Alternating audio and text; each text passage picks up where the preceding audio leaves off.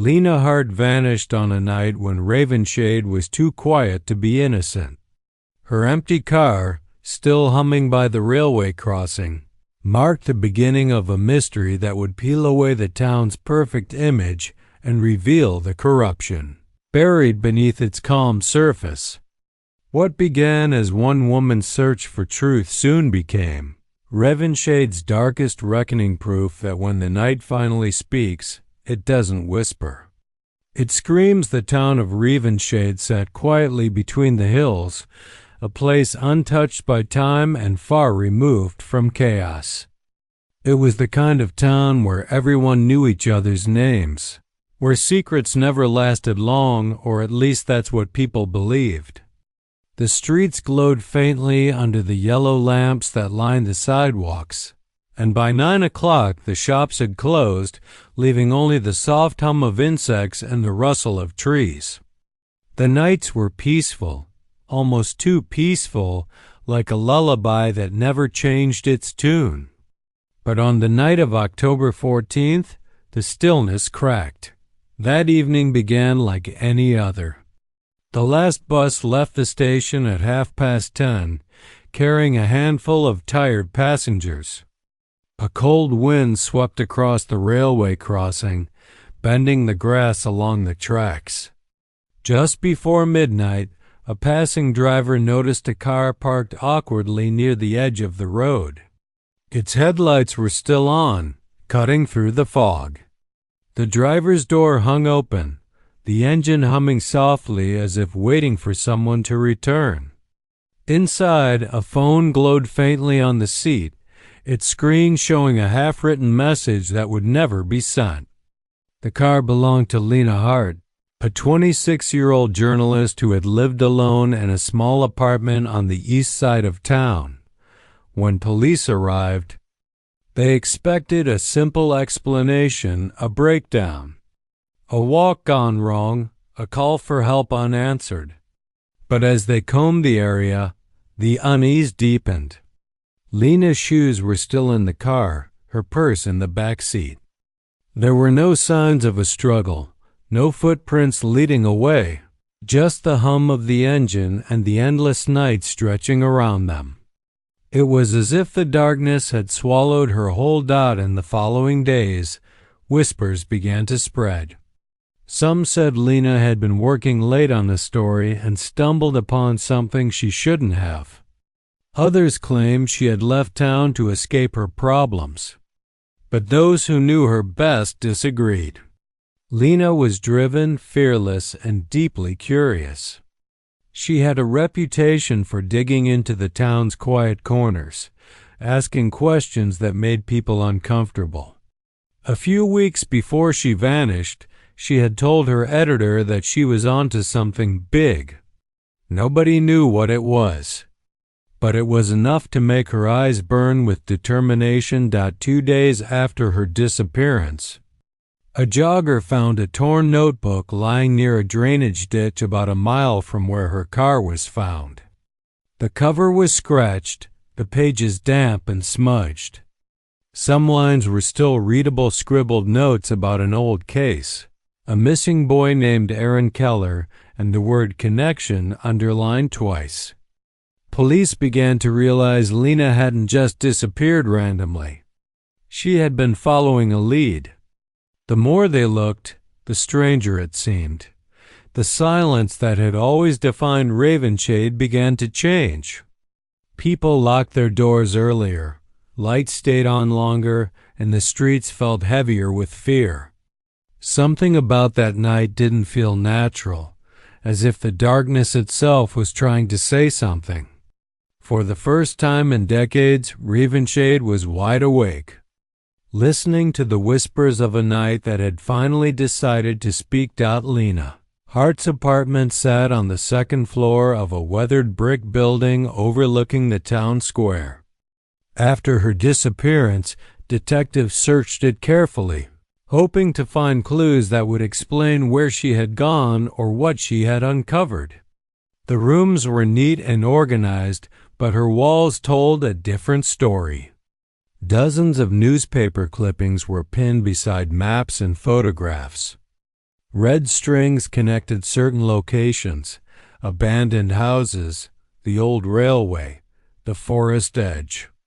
At the center of it all was one name written in black marker: Aaron Keller. He had vanished 5 years earlier at the age of 17 after leaving a friend's birthday party on a foggy night. The case had gone cold within months, but Lena had clearly reopened it. Her file suggested she believed Aaron's disappearance was more than a teenage runaway case.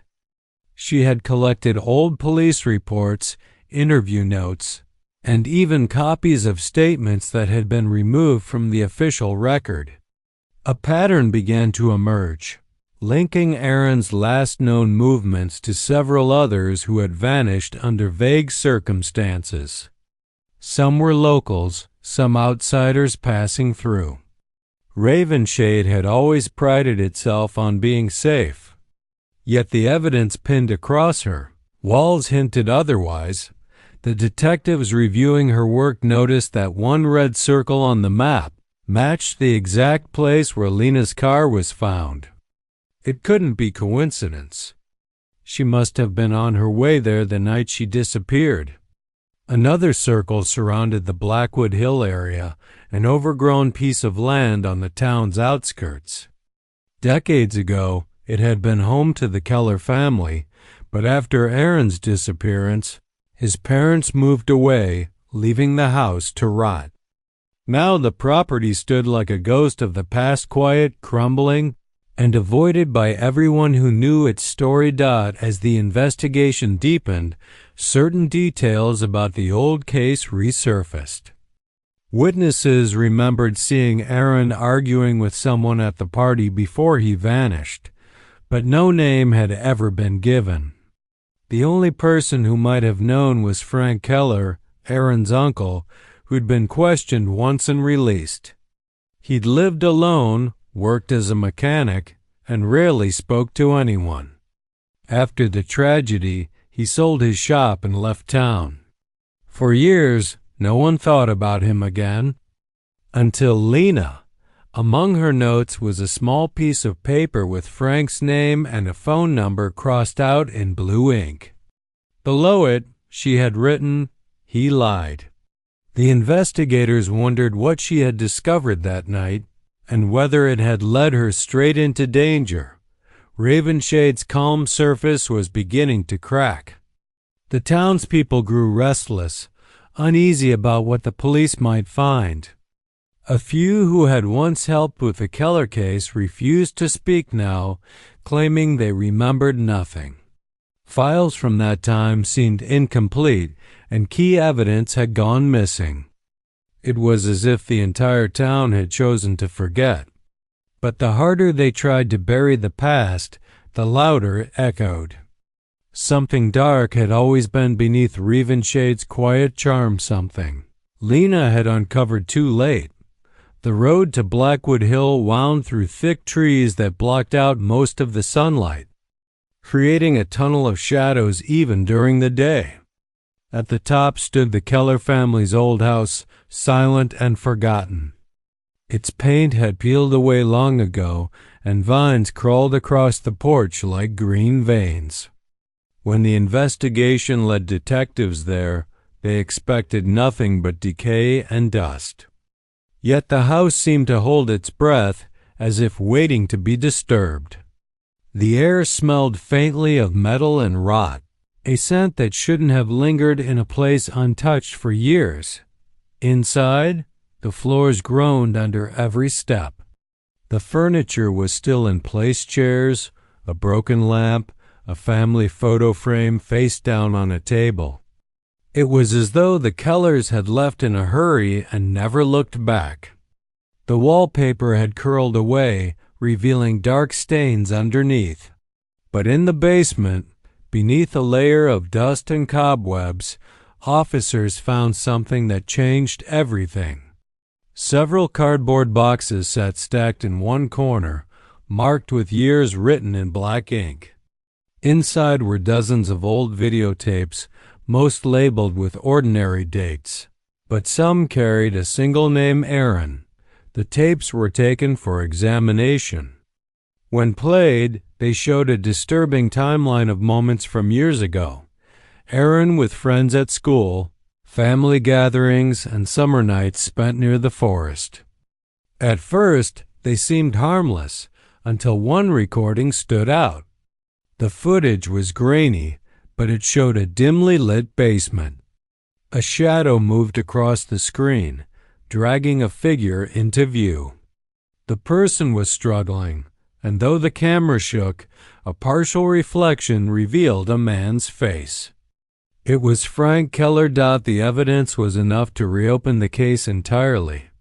Detectives traced Frank's last known address, but he had vanished. His property was empty, his neighbors hadn't seen him in months, and no one could confirm where he'd gone after selling his shop. The discovery spread through Ravenshade like wildfire. For the first time, the townspeople began to speak openly about their fears. Some recalled seeing strange lights around the Keller house years ago. Others admitted hearing screams near the woods at night, but had dismissed them as animals. Now those memories returned with new meaning. Forensics teams continued to search the house and the surrounding land.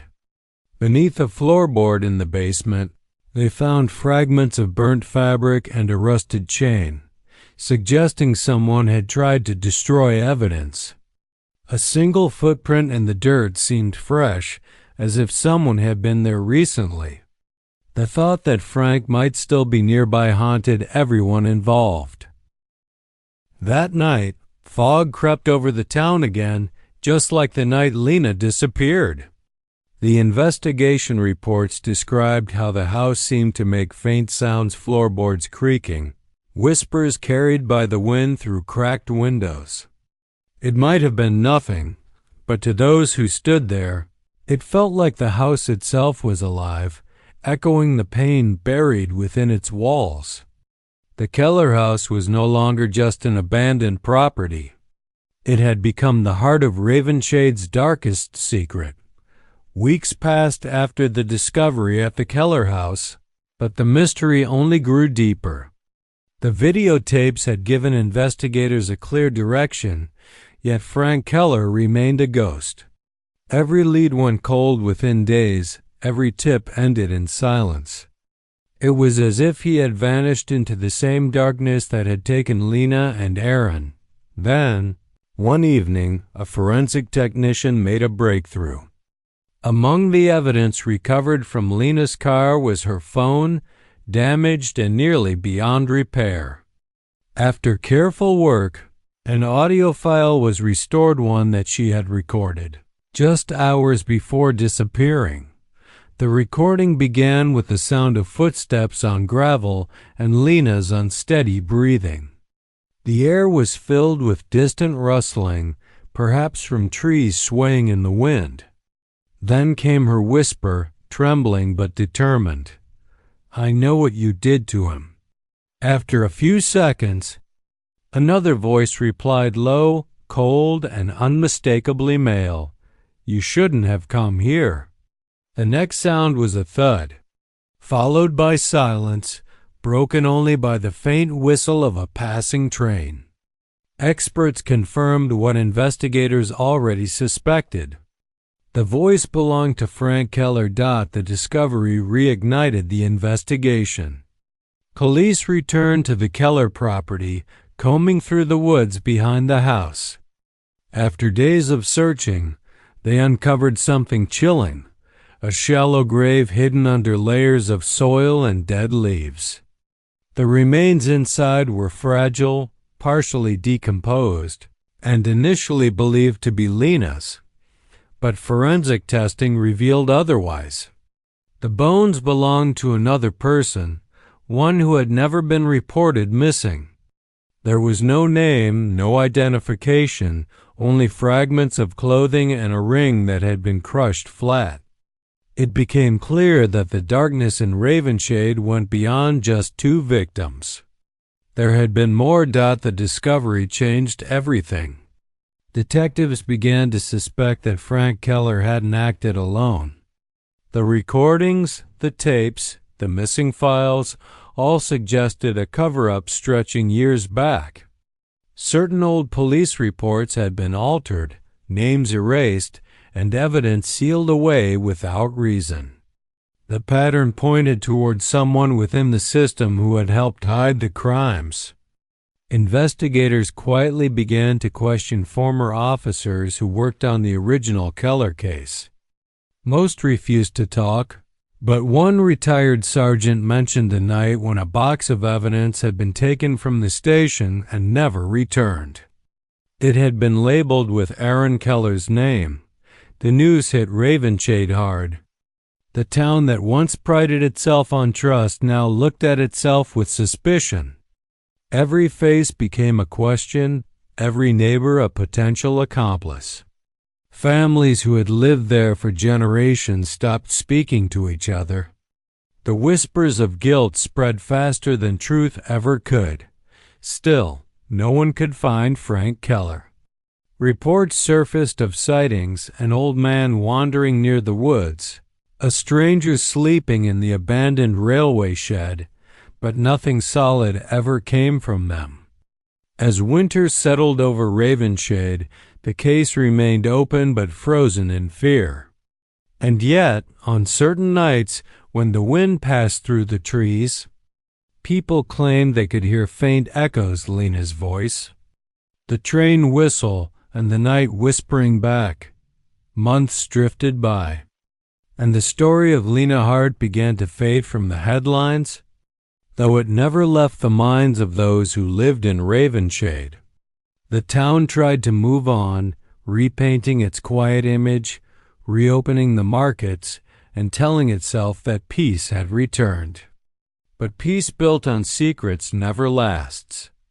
Every night, the old railway crossing seemed to hum with something unseen, as if the ground itself remembered what had been lost there. It was at that very place that the final piece of the mystery surfaced. A farmer heading home late one evening noticed smoke rising from the trees near the crossing.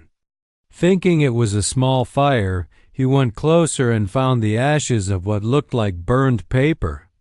Mixed within the soot was a charred notebook, its edges blackened but its center mostly intact. He handed it to the authorities, who quickly realized whose it was.